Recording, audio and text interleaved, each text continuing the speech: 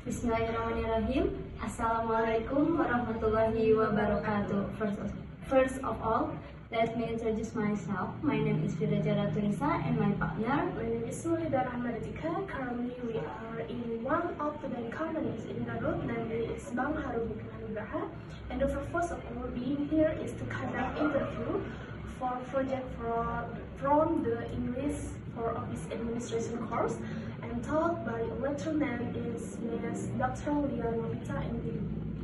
Our interview for this project is an audit, and we will be interviewing about travel arrangements. So for now, let's see the interview as follows.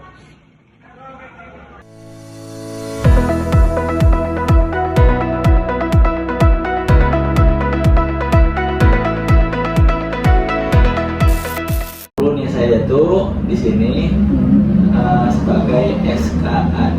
Saya itu Satuan Kinerja Audit.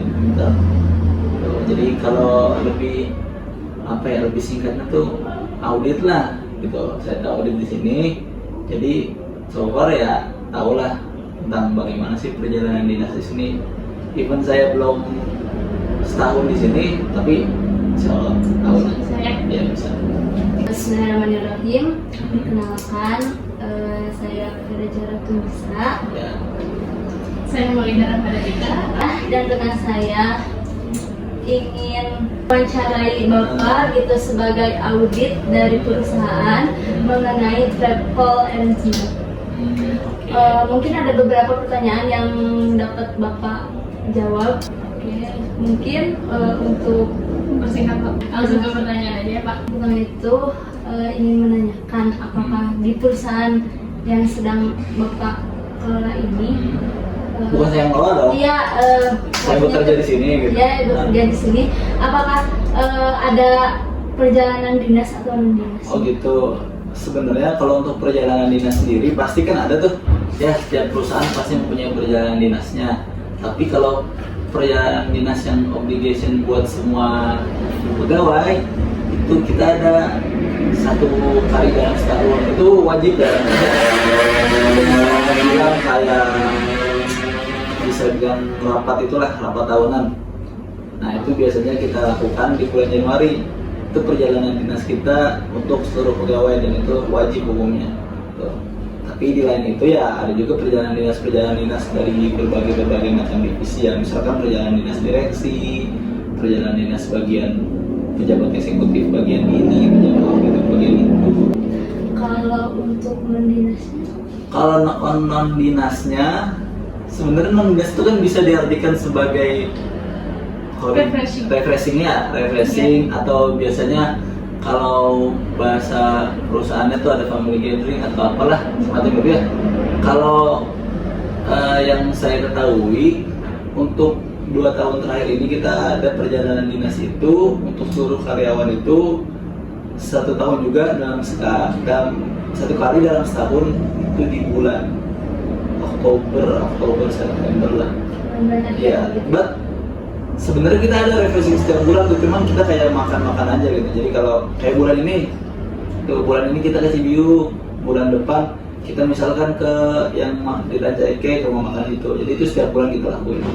Oh, jadi tiap bulan itu dilakukannya perjalanan dinas, sedangkan untuk perjalanan dinas itu antara 1 tahun sekali atau enggak tiap divisi gitu ya? Kondisional lah, depend sama keperluannya apa, prosesnya apa.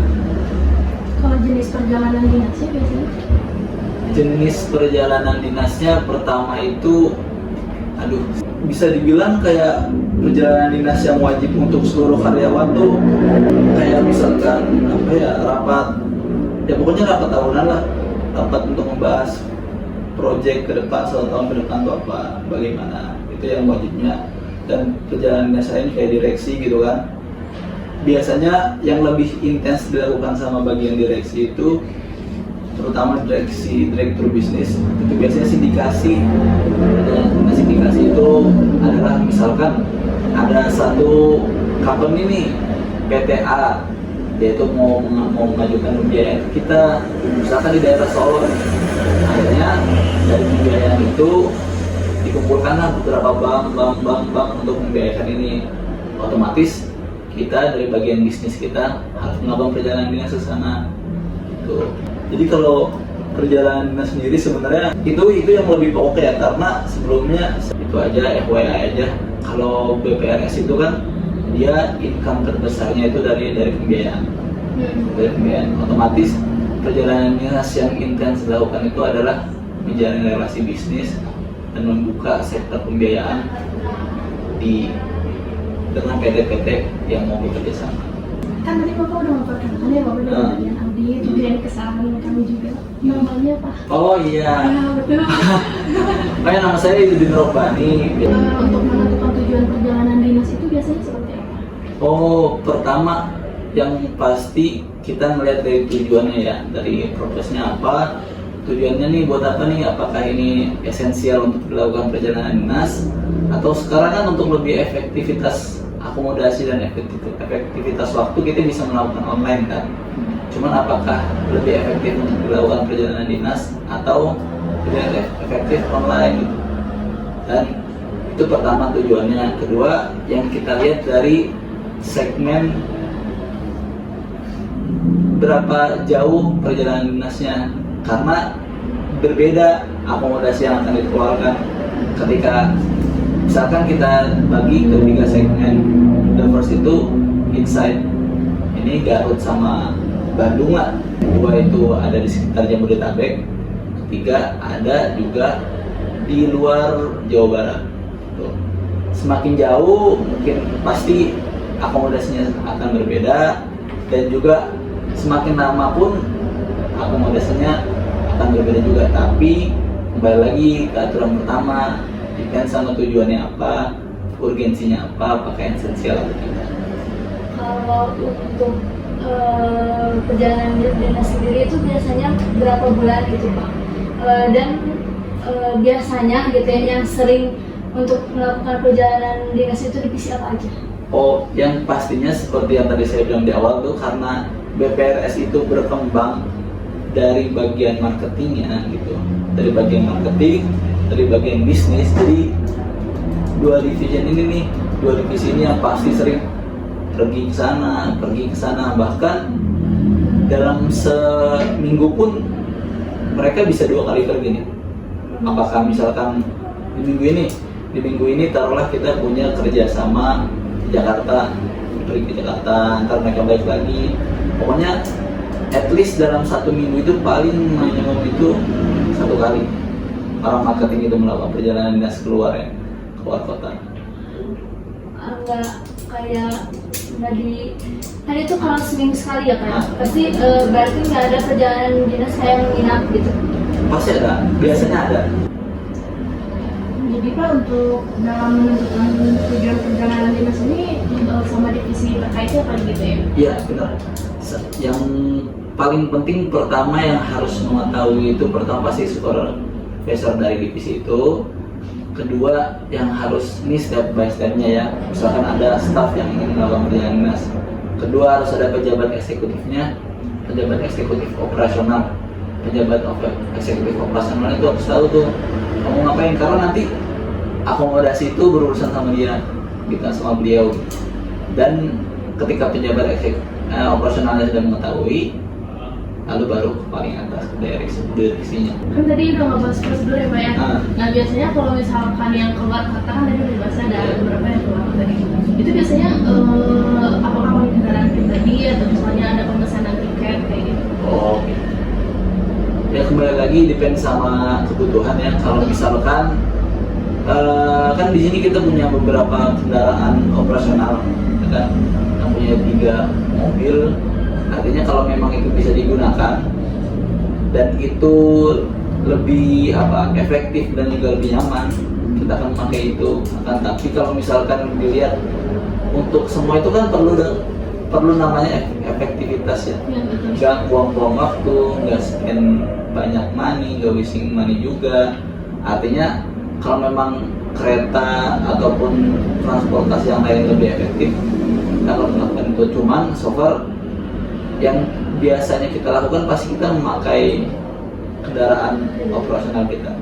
Tapi pernah nggak Pak yang keluar gitu kayak misalnya pesen tiket?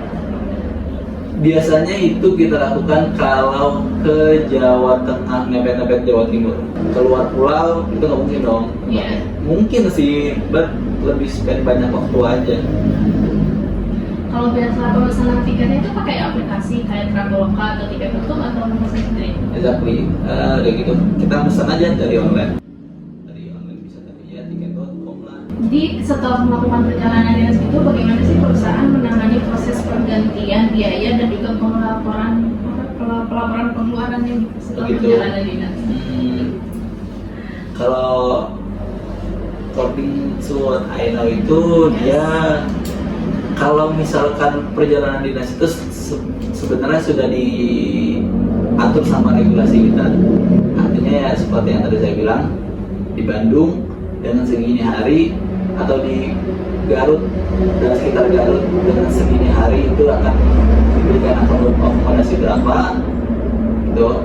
Di Jabodetabek dengan segini waktu akan diberi akomodasi berapa, dan di luar Jawa Barat dengan segini waktu akan dikasih akomodasi berapa, itu udah diatur sih di regulasinya.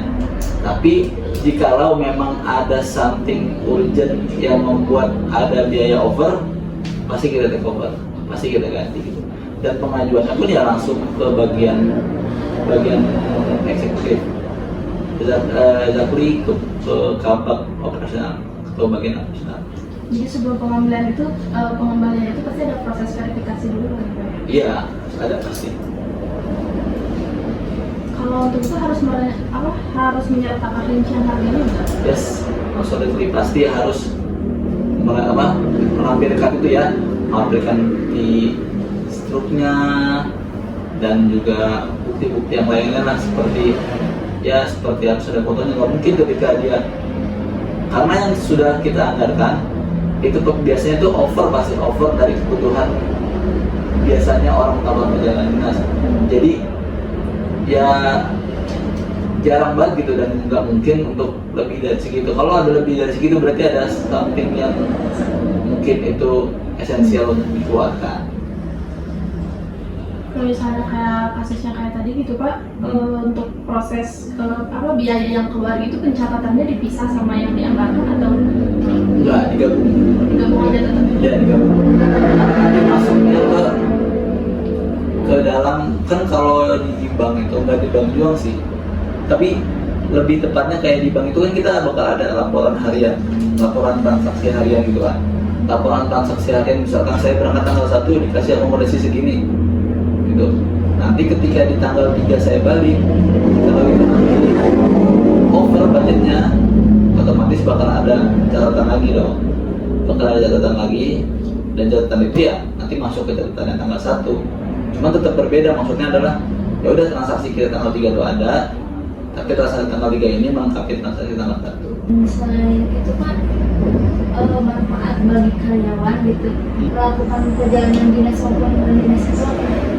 Pertama, kalau untuk dinas sendiri pasti karena bank itu kan adalah company yang itu ya niralaba tuh mencari laba. Kita tuh company yang mencari laba, jadi terus menerus untuk ayo sebanyak mungkin kita dapat dana, sebanyak mungkin kita bisa muter dana. Nah, semakin banyak kita melakukan perjalanan dinas, terutama bagian-bagian tertentu, nah semakin bagus kita menjalin relasi sama perusahaan-perusahaan lain. Itu yang pertama. Yang kedua, pastinya untuk mengikat tali silaturahmi lagi ya, yang tadinya mungkin jarang bertemu, akhirnya ya dengan sengaja aja bertemu untuk saling mengikat tali silaturahmi lagi. Dan untuk perjalanan dinas sendiri ya sangat untuk refreshing juga, refreshing mereka, refreshing para pegawai, untuk biar lebih mereka struggle-nya lebih kuat lagi ya kan, karena aturan kita itu, aturan bank, company bank itu kita nggak bisa sembarangan libur, kita nggak bisa sembarangan pulang, karena aturan-aturan masuk kita itu udah ditentukan sama OJK gitu. Jadi adanya perjalanan non dinas itu sangat ya bisa dibilang memberikan dampak refreshing yang besar lah untuk para pegawai, terutama di bank kita ini, di bank kami ini, kita ada yang tadi saya bilang per bulan kita akan ada ya acara makan-makan lah di luar gitu. Untuk perjalanan non dinas sendiri, Pak, biasanya perusahaan bagaimana gitu cara membantu karyawan untuk mengatur perjalanan non dinas? Kalau perjalanan non dinas sendiri ya biasanya sih pasti udah ada penanggung jawabnya. Ya pasti sudah ada penanggung jawabnya.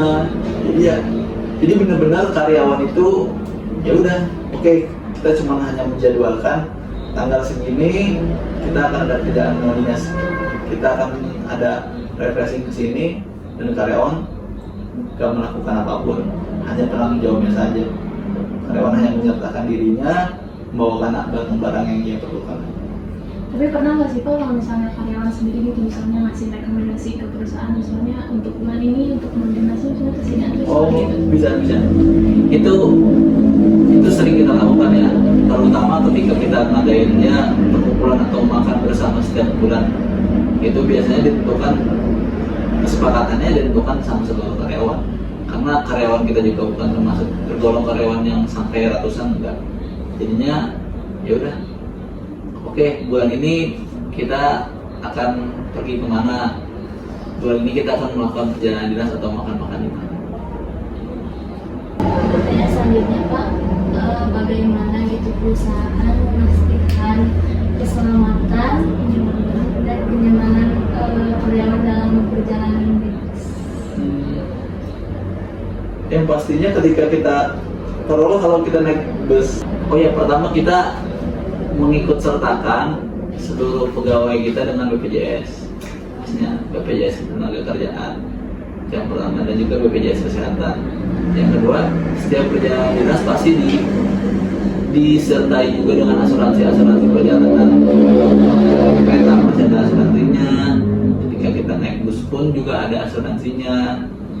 Dan so far perjalanan dinas yang kita lakukan dan yang dirasakan sama seluruh karyawan sih aman, ya satisfying banget, dan belum ada keluhan-keluhan gimana. Artinya saya melihat penanggung jawab dari perjalanan dinas ini ya berhasil gitu untuk membuat mereka nyaman. Mungkin sekian aja Oke. Dan terima kasih atas waktunya. Ya, sama-sama. Maaf juga mengurangi waktu, dan terima kasih telah bekerja sama dengan baik. Sekian. Oke.